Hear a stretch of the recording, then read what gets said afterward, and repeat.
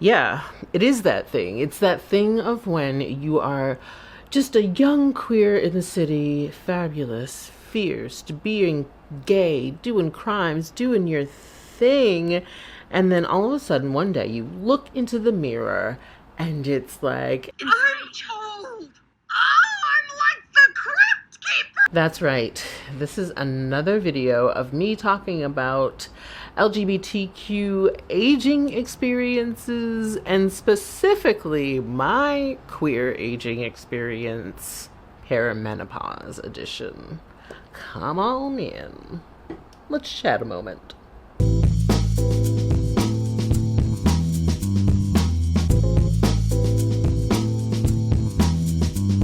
Oh, hi.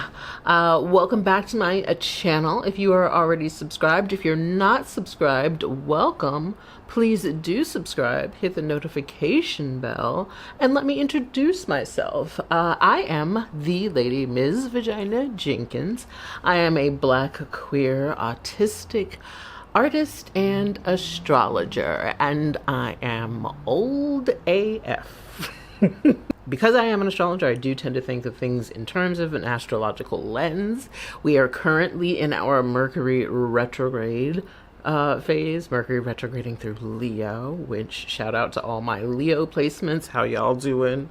But also all the fixed sign placements this is probably affecting more. Leos, Aquariuses, Tauruses, Scorpios, how you doing? But yeah, because it is the Mercury retrograde, I wanted to make sure to check back in with an update on my perimenopause journey. So a couple of months ago, I made my first video in this series, which I will link somewhere around here. But just to give you a little background and context as we are about to get into this update, let me just say that I feel like I've been in perimenopause solidly for at least 5 years, but honestly, probably closer to 8 or 9, and that I've been noticing symptoms like hot flashes for about that length of time. Speaking of hot flashes, it's among my top 3 most bothersome symptoms. The hot flashes are really, really hard for me. Also, it's really difficult to deal with that skin itchiness, that random skin itchiness that pops up from time to time, and the increased anxiety. I feel like the increased anxiety is making for something that feels a lot like agoraphobia. So those are the big symptoms that I deal with in terms of my perimenopause journey. And yeah, a few months ago this year, I decided to really take this part of my health journey in my own hands. And so I started out at my regular, traditional doctor's office. Shout out to Kaiser, hey.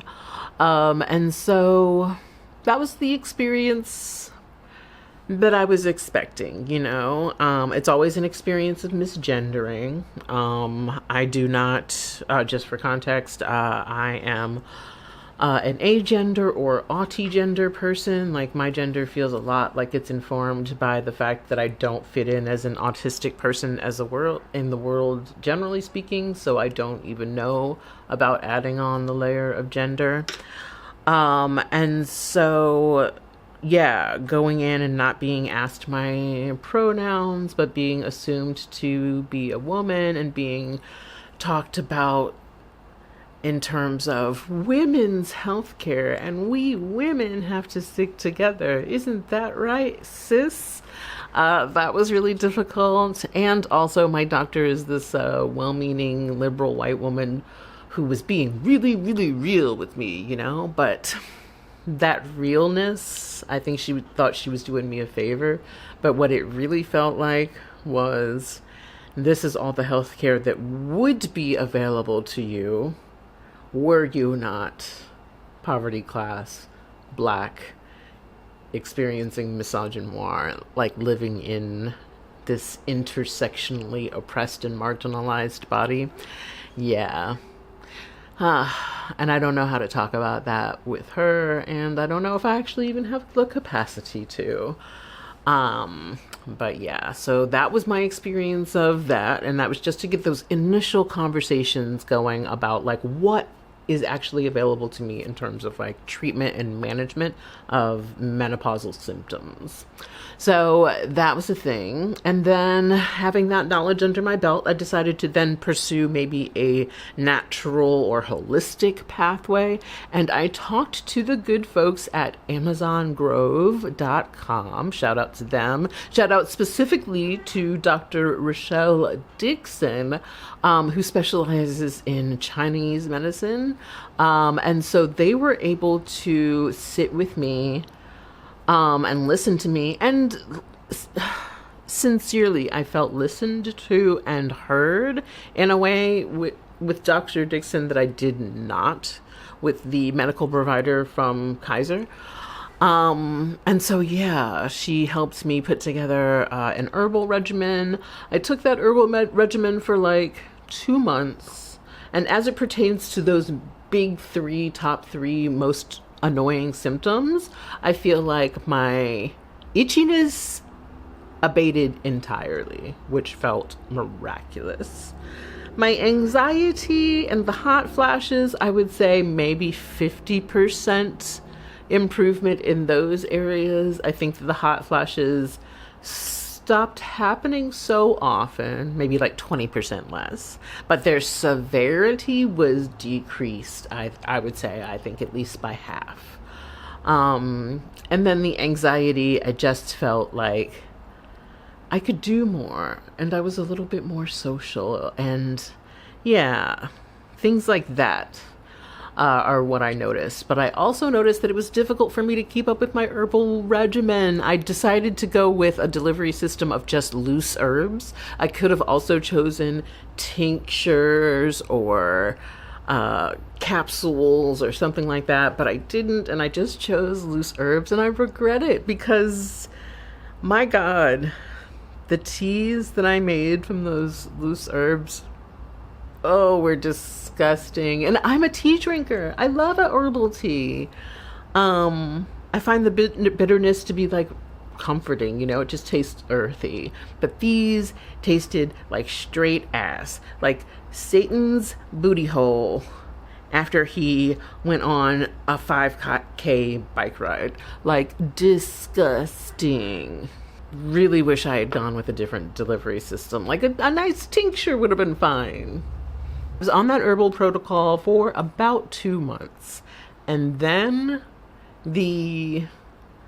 what is it called? Bigger, better bill passed.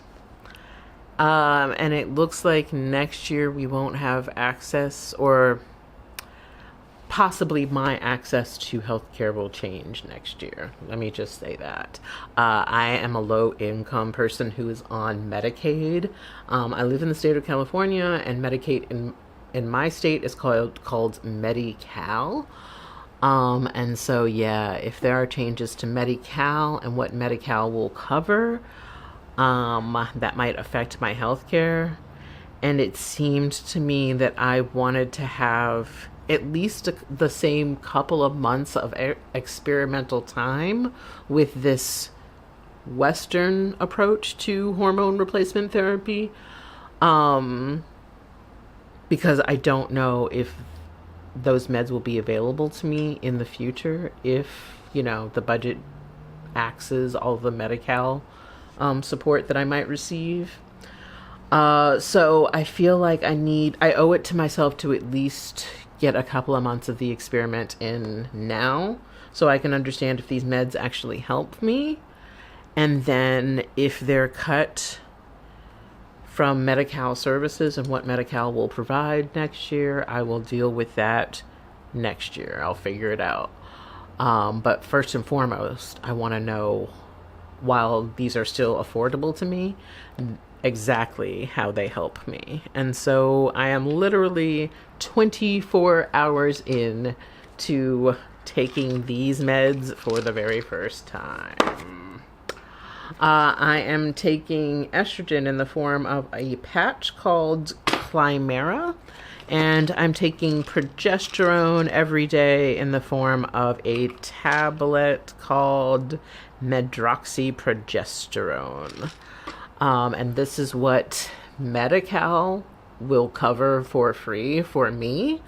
And so, yeah, this is the HRT, the hormone replacement therapy that I am taking in this moment. I'm going to give it a 2-month experimental time, noticing those same 3 symptoms, hot flashes, anxiety / agoraphobia kinds of feels, and itchiness, just to see if these might help at all. So yeah, check in with me in another month, maybe 2 months, depending on how it goes. God, I will tell you right now, though, I'm only 24 hours in. The first maybe 12, 16 hours, I was incredibly nauseated.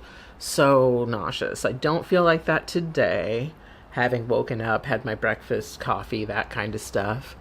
I do feel, though, incredibly weepy and emotional, and that's something that I was told to expect, and I forgot what that feels like, and I don't like it.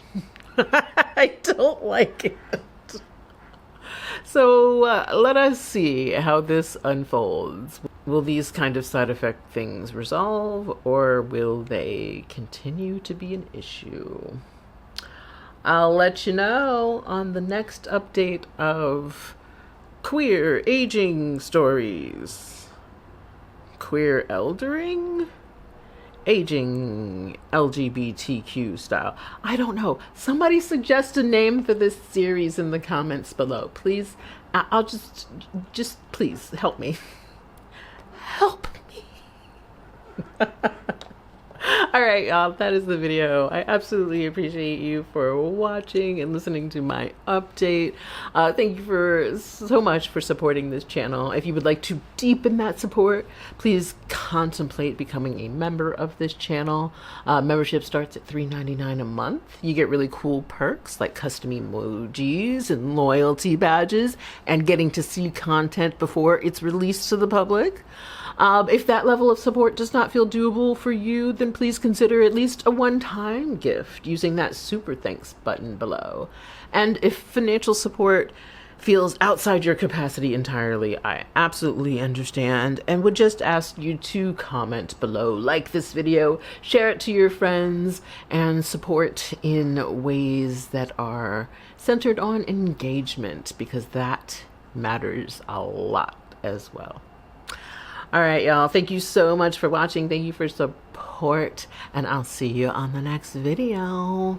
Bye.